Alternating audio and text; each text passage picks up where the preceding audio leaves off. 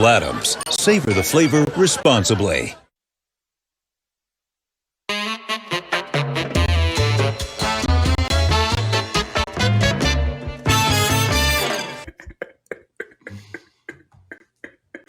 Can we just do the show that way with Dan just popping in with his opinions and then getting the hell out? Welcome to Highly Questionable. I'm Dan Batard. That's Izzy Gutierrez and Bomani Jones. Let's get started. Did last night convince you that the Bears are frauds or that Sean McVay is a genius again? All right. The majority of 5-win teams in this league, the majority of them, we know them to be good. There are some exceptions, and they both happen to be in this particular game. Cleveland Browns are an exception. Buffalo Bills are an exception. But I think we could say this definitively. The Chicago Bears are not very good. They've got a whole lot of holes they're asking that defense to cover up for. They've got 4 straight games where they haven't rushed for even 65 yards. That hasn't happened in half a century. That means you turn the ball over to your quarterback and you trust him. Nick Foles is telling Brian Griese, hey, the calls are getting in and I know I don't have time to execute those plays. That's not an offense you trust, whether it's Trubisky, whether it's Foles, and I'm not sure they're a good team. They might be one of the worst 5-2 teams I've seen.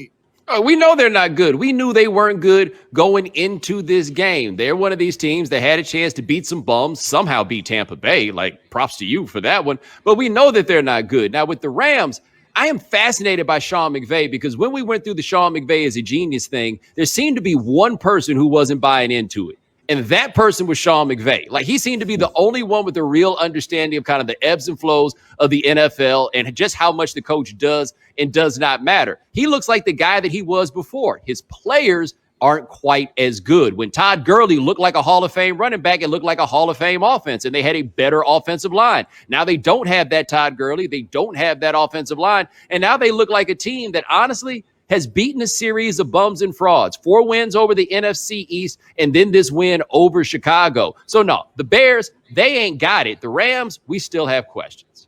Yeah, McVay looks like he almost needed that year, like you said, Bomani, without a Todd Gurley-like running back. And he seems to have adjusted pretty well. Like, his team looks like a team that can make the most out of the talent it has right now. The Bears, on the other hand, they either need to embrace this whole defensive identity and say, hey, we're the Chicago Bears. This is what we do, defense first.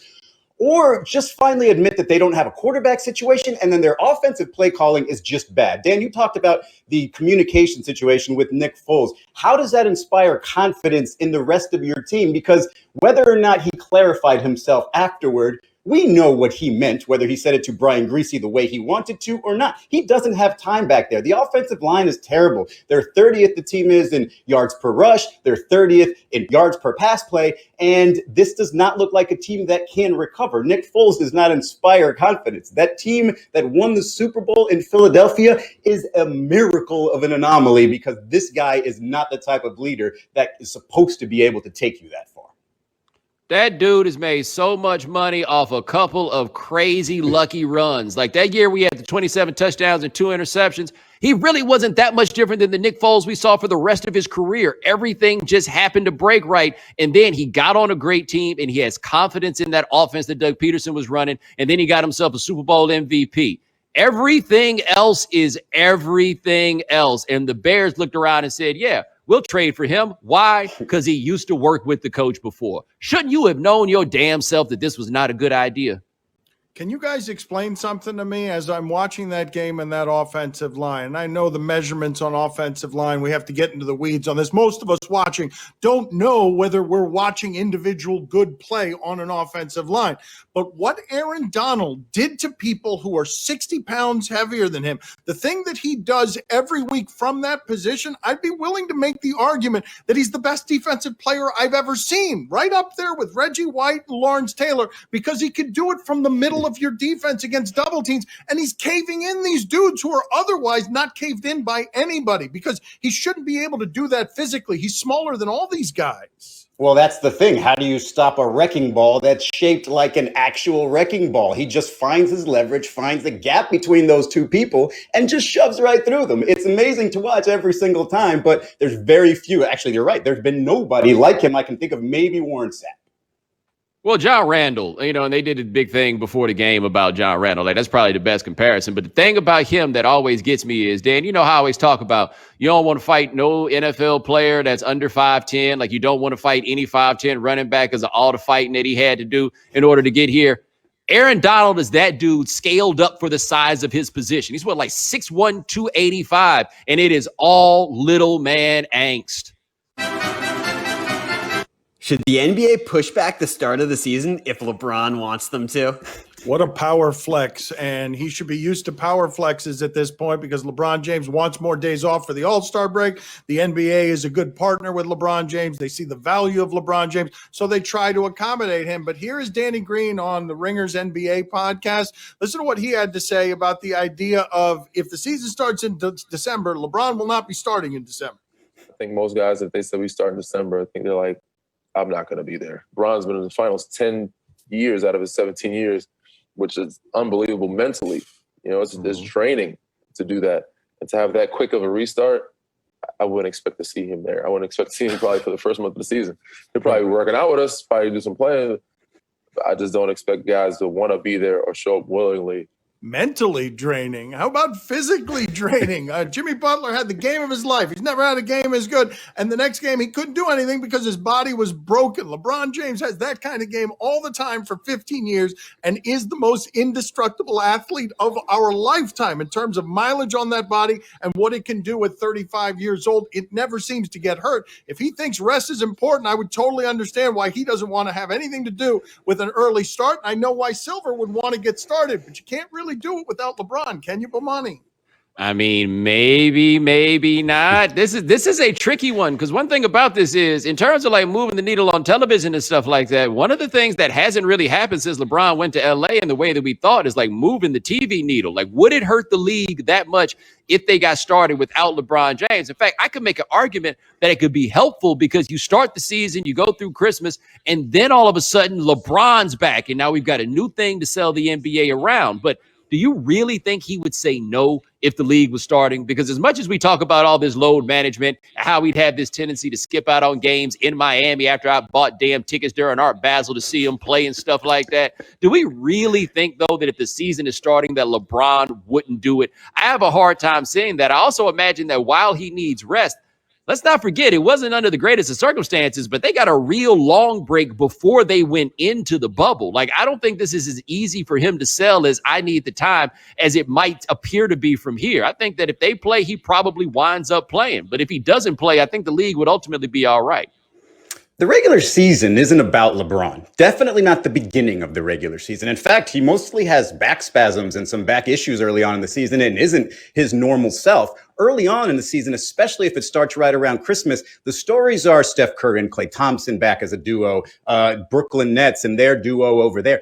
Zion Williamson coming back. Those are the stories that sort of get you going. You're right, Bomani. LeBron can show up in February and be like, hey, guys, I'm here. Let's make a run. And everybody will say, great, now we can see everybody. I'm actually don't have a big problem with it hurting the teams that played the longest. Because, first of all, there were some teams that haven't played since March. They didn't even get invited to the bubble. Those guys are itching to play. And then a bunch of teams that didn't make the playoffs who haven't played since August. But if there's more parity in the regular season as a result, and it sort of jumbles the standings, and you have some interesting playoff series going further, that's totally fine with me too. The NBA needs to get as many games in financially. This isn't about just shoving it in for entertainment. This is about finances. And so if it means a little bit less LeBron early on or a little bit of resting for the bigger name players, I think the league is willing to make that negotiation in this odd season.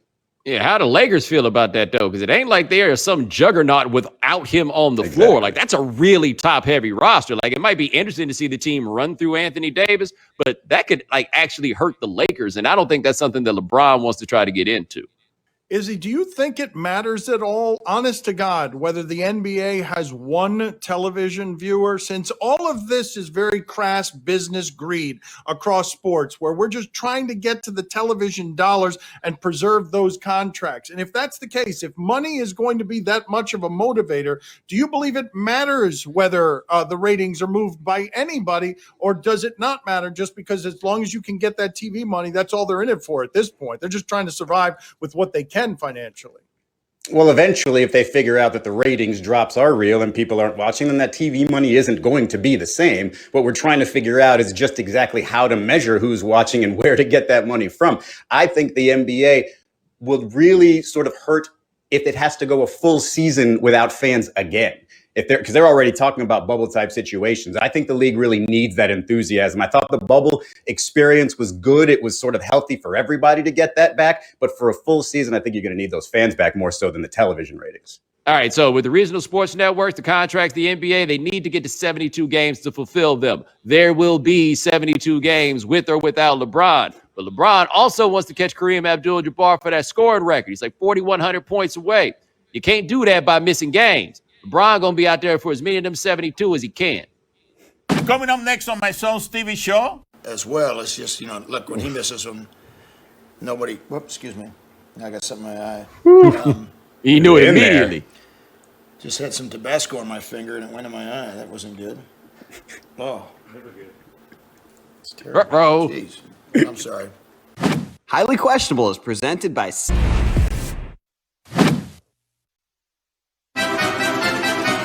Do you question if this explains the Cowboys' defensive struggles? All right, there is only one team in football that people are openly wondering, has that team just quit? Are they not trying at all? And you can't tell whether it's lack of effort or lack of competence. But here you've got Mike Nolan, the defensive coordinator for the Cowboys. Everyone's laughing at the Cowboys right now. They can't even get the Zoom call right. They can't get the Zoom call right without Tabasco ending up in an eye. The Cowboys make their employees cry. Look at this. He's been active every week, as far as I think disrupting the quarterback. He's escaped several times to do that. Obviously, the frustration for him as well is just, look, when he misses them, nobody, whoops, excuse me. I got something in my eye. He knew it immediately. Just had some Tabasco on my finger and it went in my eye. That wasn't good. Oh. Never good. It's terrible. Jeez. I'm sorry. No, that's not a good idea either, buddy. Are there any good ideas there? What's the good idea? What do you do when you get Tabasco in your eye? I don't know, but the mask, all of that horrific, terrible. Damn, man. That sounds like an agonizing situation that we should all empathize with on some level, except it's the Cowboys and his whole defense stinks. So, there we go. Well, now he knows what the fans feel like. And those fans who've been crying watching them play are just going to say, no, I just got Tabasco in my eye. How much of a leader can you be? This is the things you tell children. Hey, don't touch that and then touch your eye. And go back to the video. He was in there. He was half a finger in his eye. That was kind of gross, actually, for those who don't like, people touching their eyes. I imagine that Jalen Smith is like, see, coach, it's hard to try to think and do at the same time, isn't it? No one in the national media is enjoying and laughing more at the Cowboys' failures than Stephen A. Smith. Let's check in with him at the end of the last loss to the Washington football team. Super embarrassing. Look, he does this after all losses now. Is that his own home? Yes. Yes. Wow, what a TV setup. I remember when it...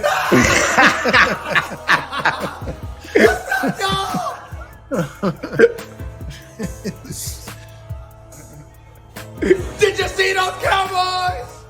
Did you see them against a team that doesn't even have a name get spanked in the nation's capital? Oh, God. Oh, no. How about the Cowboys? Yeah. Izzy, you were saying, remember what, Izzy? You were saying what? I used to blame Mike Wilbon for letting people just be fans of teams all of a sudden when he was openly a Chicago fan. Then everybody's, this is my team. This is my team. Now Stephen A. has gone next level as just a professional one-team hater. That's the next generation right there. Just hang on to one team and just hate on them. If you think that shot was about the Cowboys, you are crazy. It was about the television. It was all flex. All flex. He even went on and put on that fancy sweater to go with his sweatpants to go with the flex. That dance is not a flex, though. That has dad written all over it. So he did a squat jump. He did a squat jump. He did the 180 with the clap.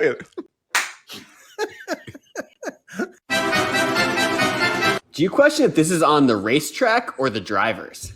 All right, so I am told vehemently by our producers, who are not normally quite this careful, no one was injured in this particular accident, which means we go out to Russia. Here's the video. Let's see what happens. Whoa. See? That guy looks totally fine. Oh! Yeah, someone's got to tell these people this corner's a little dangerous. No, we're just going to keep filming. Wait a second. We're just going to keep Why filming aren't the camera people on the side where they can warn the drivers? Because then this they still get hit happening? by the car. I mean, not on the far. There we go. Oh, no. Wait a there second. we do not go. What are they even racing? That looked like the first car I drove in college, like a hatchback. Yeah, they do it different in Europe, isn't it? This is There's another Chevy Spectrum. hundreds of thousands of dollars in damage here. Like, there's no hero of this. There's no one person that's like, haha, suckers, and just kept it going. Like, was this a race or just a trick? Izzy, respect the question. It's important that we respect these questions. Is it on the racetrack or is it on the drivers? You know, I think I don't never raced a car before, but I would think you would sort of drive around the track slowly, maybe one time, and see this tight turn. So to me, definitely on the drivers. Wow, playing. Yeah, I feel like I want to answer. I want to answer a question with a question. What you mean track? I don't look like no track. It's true. Are those the Ain't no horns track. of the cars?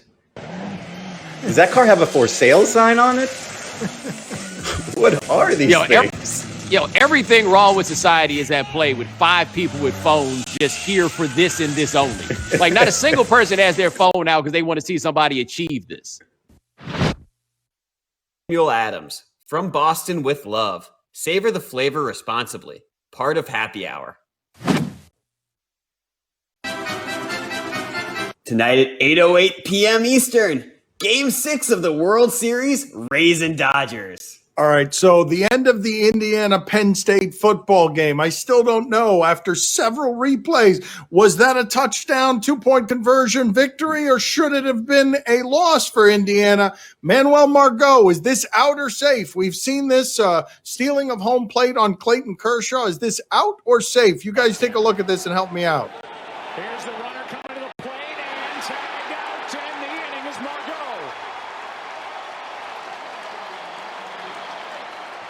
He's saying he got around the tag. This wasn't even challenged, was it? He thinks he got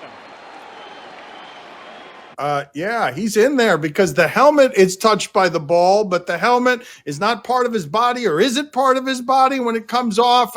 Izzy, are you intrigued?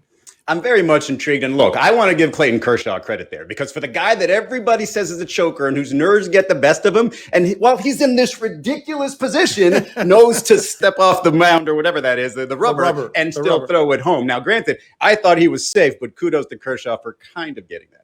Bomani, I want to see if you're intrigued, but hold on a second. I'd also like the producers of this show to just put up again and again Izzy's clumsy sort of fake Kershaw left-handed pickoff move. I thought I nailed it. It was amazingly bad. But Bomani, are you intrigued? I am intrigued if people are going to be making questionable decisions like trying to steal home plate right there. Like, we all got to be honest. Baseball was a lot more fun when people made more questionable decisions. All this good sense is ruined in the game. I didn't like it when people roll the dice. Like, trying to steal home in the World Series, That's so exciting. That's crazy. By the way, guys, we all have to be rooting for the Rays in this game, right? Everyone wants to see Kershaw pitch Game 7. Game 7, Kershaw. Would it be Game 7, Kershaw? We need that to happen, don't we? It would absolutely take away all of the good that Kershaw did in his first 2 appearances in this series if he blows it. Even for an inning in a Game 7, everybody needs to see that. Yeah, until you got to come on television with Dan and he tries to go full empathy on it like this ain't a sports show. Empathy. It's human. It's such a humanizing story. Go, Kershaw. You trying to say I'm not a person? I'm trying to say that you are not as empathetic as me. I'm the king of empathy. I proclaimed myself thus last week. Tonight on ABC. Oh, no. The Bachelorette. Come on! Tuesday. Starting off, studying just 5 minutes. They've been gone for an hour. There's a clear frontrunner here. I have feelings for Dale. We have a connection. And the men Let me go hide in the closet. have to deal with it. Claire's not coming to dinner. I expected way more from the oldest bachelorette. Sick. Sick. If you want to go be with Dale, then we'll all go home. Setting the stage for the biggest twist in Bachelorette history. Congratulations, you've just blown up the Bachelorette. New Bachelorette, ABC Tuesday. Yeah. Like, I don't know who Dale is. I, again, can't believe that man said that out loud about her being the oldest bachelorette. What confuses me, Nancy, you let me know if I'm tripping here. I understand going on the show. I don't understand going on the show and giving a damn. Don't you just want to be on TV? Pretty much. I mean, that's the only thing I can think of. I know there's a producer on this show who not only watches this all the time, like religiously, but has like discussions and book club meetings about it. Maybe Charlie can tell you. Well, Dan is married now. I guarantee you with some TV shows he's watching he don't want to admit, and this might actually be one of them. But I guess the show will be on tomorrow as Dan pretends like he didn't watch The Bachelorette. Handmaid's Tale. What is that show? I don't like it. Do you guys want to see what Dale does for his career? Wait.